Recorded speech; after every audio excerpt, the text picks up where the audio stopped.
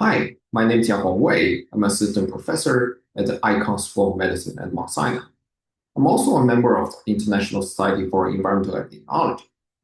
As an environmental epidemiologist, I study how air pollution and climate-relevant environmental factors affect human health. Here, I would like to talk a little bit about our recent study, the medium-term exposure to wildfire smoke PM2.5 and cardiorespiratory hospitalization risks, which has been published in Epidemiology.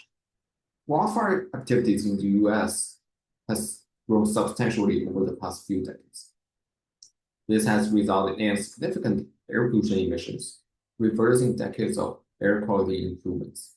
It is therefore imperative to assess its impact on public health to inform updates to the outdated wildfire management and air quality regulations. In this study, we evaluated the associations of 3 months average exposure to smoke PM2.5, which is primary pollutant from wildfires, with hospitalization risks for a comprehensive range of cardiorespiratory diseases. We used the hospitalization records for residents of 15 US states, which we obtained through the state inpatient databases.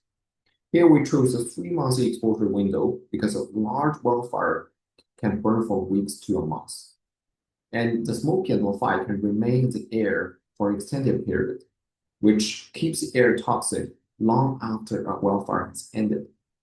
We linked the existing spatial temporal smoke PM2.5 exposures, which were available from the open source, to each hospitalization based on the patient's residential zip code. To control for time invariant or slope varying unmeasured confounders, such as genetics, we extended the traditional case crossover study design, which was originally developed for short-term exposure studies. We also adjust for measured confounders, including non-smoke PM2.5, temperature, and seasonality.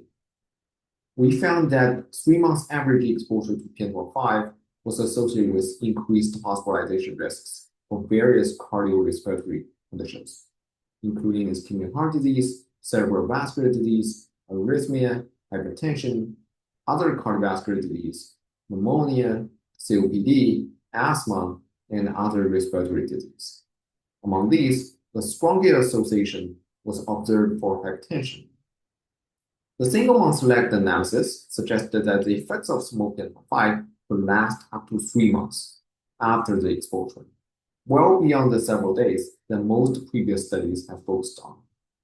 In subgroup analysis, we found larger effects in neighborhoods with higher deprivation level or greater vegetation, as well as among average smokers. Overall, our study provides unique insights into the medium-term cardiorespiratory effects of smoke PM2.5, which can persist for months even after a wildfire has ended. As wildfires become more frequent and intense, and the burden on human health become more clear, addressing its health impact is a critical public health priority.